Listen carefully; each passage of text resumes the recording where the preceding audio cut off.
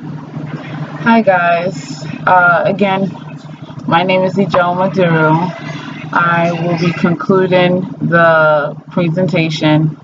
By now, the vast majority would have checked out the role play, would have been introduced to my client who is being played and portrayed by my husband. One of the challenges that I have faced with this video would be to have my husband identify with who the client is. Understanding his story, understanding his frustration, understanding why he's so angry, why he has difficulties with being directed by the male authority, understanding why he prefers for female authorities to give him the directive, securing and obtaining a place of employment as being someone who has never had a real job. That was one of the challenges because my husband was just looking like, Jay, this cannot be true. And it is. My client witnessed the death of his mother. And how it happened is that, his mother wasn't the person who introduced him to the drug world. Being a drug user, being a drug seller, how to go about making the quickest money, how to maintain and keep your clientele, and so forth. So, as being a drug user, of course, you're going to stay out of the way. You don't want to bring any unnecessary attention to you, and so they always went to an abandoned building to, use drugs, get high. And it just happened that on this particular day, mom and son were together, and the abandoned building got raided by 5 officers who were given information that there were people inside the building using drugs. He stated that there was a knock on the door. The mother looked at him. He looked at the mother. The mother told him to run because the knock was unusual. I guess they have like a certain code. It's either, I think he said it goes knock, knock, stop, knock, knock, knock, knock. The 4 knocks. So because it was a regular knock, it wasn't somebody that they knew coming to the building. She asked her son to leave, to run away. He wanted to stay back and make sure that his mother was out of harm's way.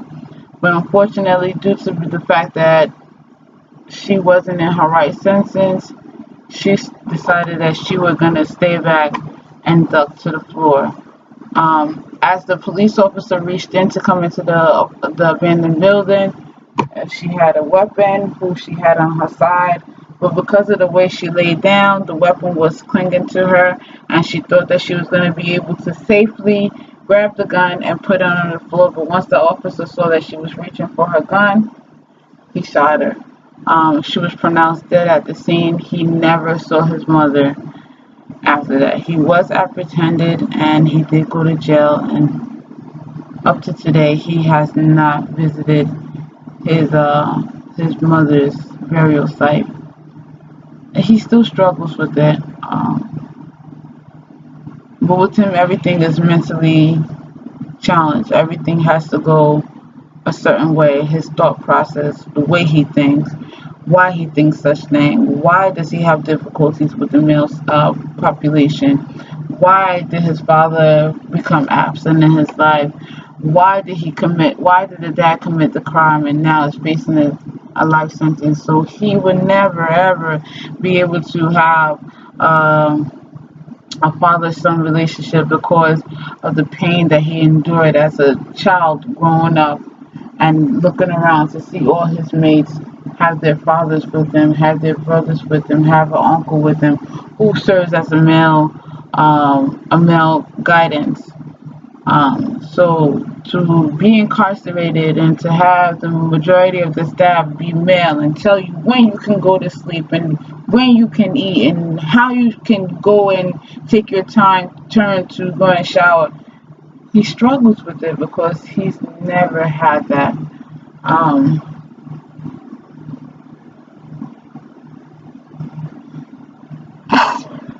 Excuse me.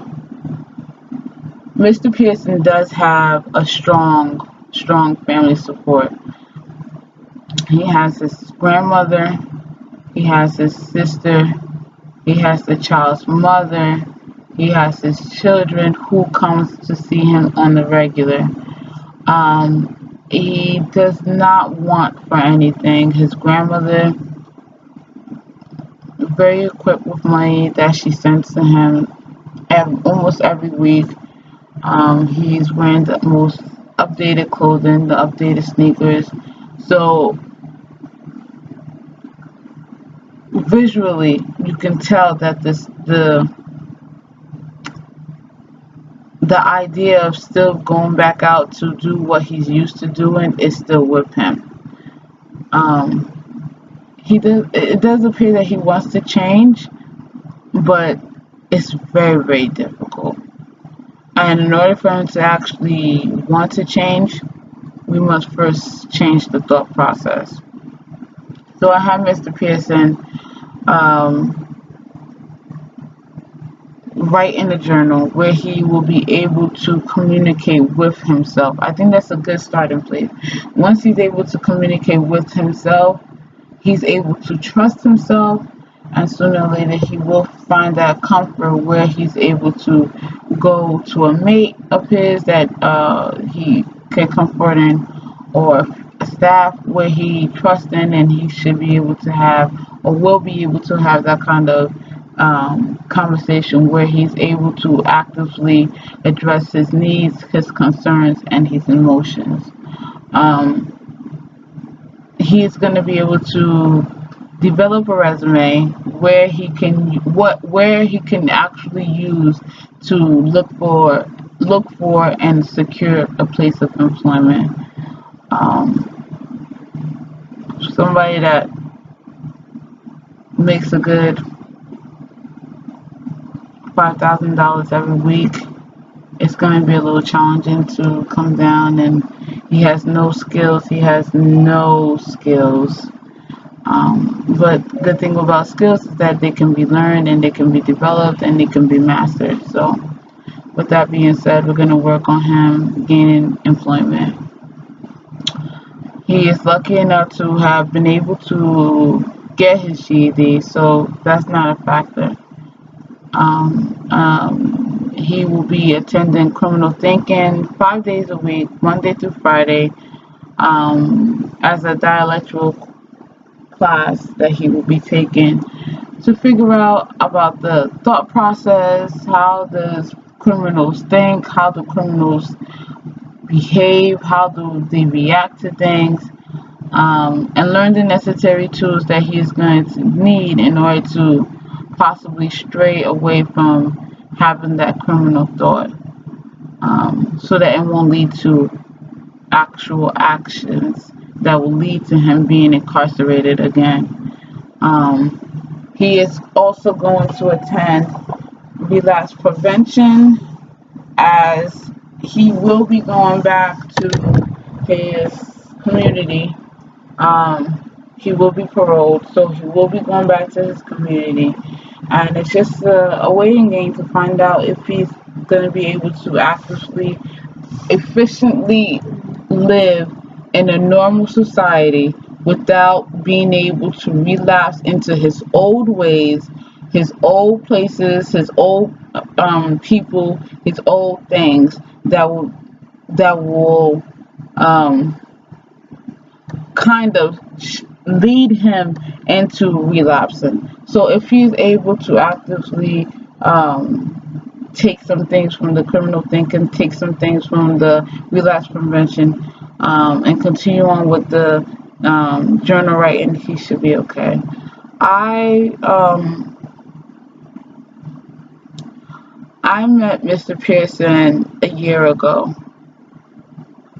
His case sticks with me more because, I'm a mother. I'm a mother of 3. And this is his norm. His mother showing him the ropes to becoming a successful drug dealer stuck with me. Why would you want that for your child? You understand the circumstances or the repercussions associated with um,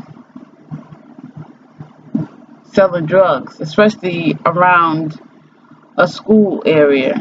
More than likely, you're gonna get hit with about 3 to 5 years. That is time that you're taking away from your family, your children, your loved ones, and from being progressive in his life. In his treatment plan, it indicated that he will be going through group lectures. He'll be meeting with his counselor 2 times every 14 days, 45 minutes a day, and just sit back and talk and find out the necessary tools, the necessary skills that, or the necessary assistance that he can gain in order to be able to actively be able to function in the community. Um, Mr. Pearson's case is a very strong case. But with that being said, he can still make it. Um, Cognitive therapy really played a part in understanding why Mr. Pearson thinks the way that he thinks. And due to his upbringing, due to his environment, his circumstances, um, one can understand why he's so upset, frustrated with life, angry, you know. Um, but the cognitive behavioral therapy, the intervention used was actually very, very comforting because not only do you understand his sense of thought, but it shows through his behavior. And once he's able to identify with why he feels the way that he feels, I really believe that he will be able to cope and readjust and work through his triggers and identify his triggers on a daily basis and figure out that, look, this is not right and this is not the way that I should be going. And understanding how life works according to life terms. Also,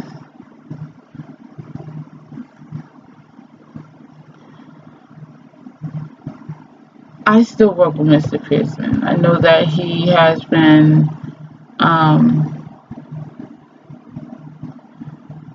he has developed the trust factor that he can come to me as his counselor for any given thing. If he needs help, if he needs to calm down, if a staff member has rubbed him the wrong way and he needs to take a step back, Mr. Pearson has been like the resident that has never left the caseload. He still struggles. It appears that he's doing much, much better with his coping skills. I mean, I haven't gotten a write-up in almost 2 months, which is excellent because this is somebody that gets quite a few write-ups every 10 minutes. He's less combative. He's more engaging. He's more accepting of things, and we're working toward it. I'm very, very grateful for this opportunity to sit back and not only tell you about my client, but to tell you how much it has affected me as being his counselor.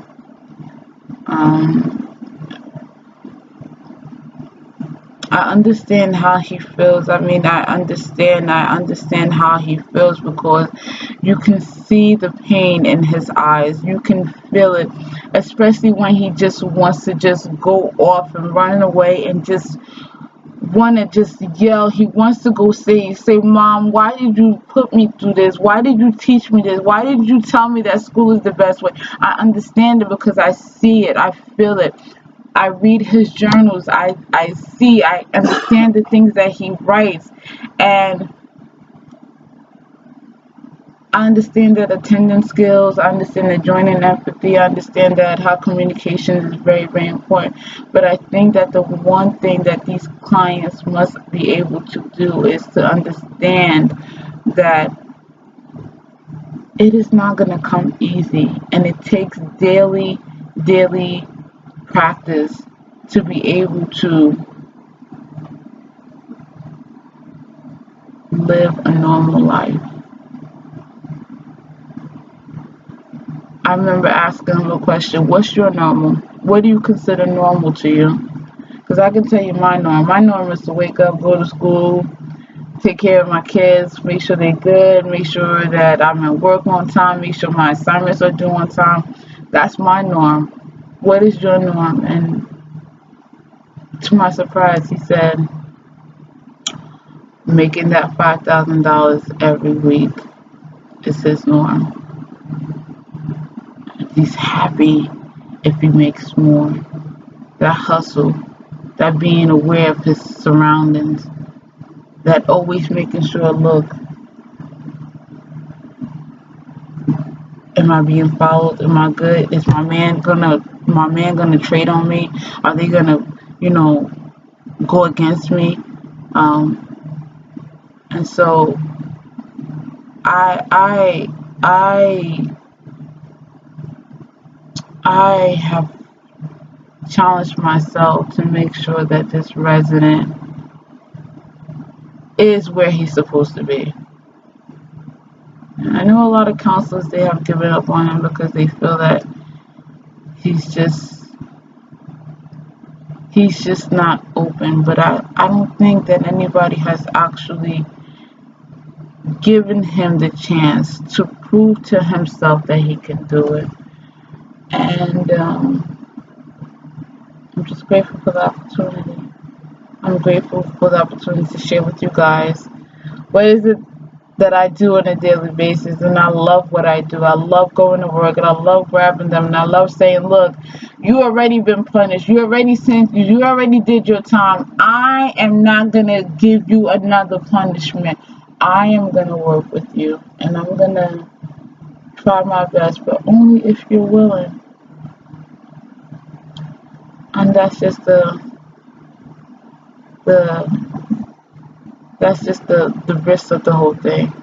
So cognitive therapy, cognitive behavioral therapy as my intervention, working with this resident for over a year, understanding his starting point and understanding where he is right now. Great progression. And I can't wait to see what he'll do or how he'll be once he's released. Will he relapse? Who knows? He might. Will he give himself a fighting chance? Who knows? He might. Will he remember the experience? Who knows? He might. It is not left for me to say what he can and cannot do. It is left for him to say, this is what I want to achieve, and this is how I'm going to go about achieving it, and this is what I'm going to do to achieve it. And he knows that that's my standpoint. And can't wait to see how he will be upon the release. Thank you guys for giving me this opportunity. I wish you guys good luck as we continue to progress through this school and make it. And I hope to see everybody one day at graduation, where we can all come and share our experience as our journeys continue. Have a good night.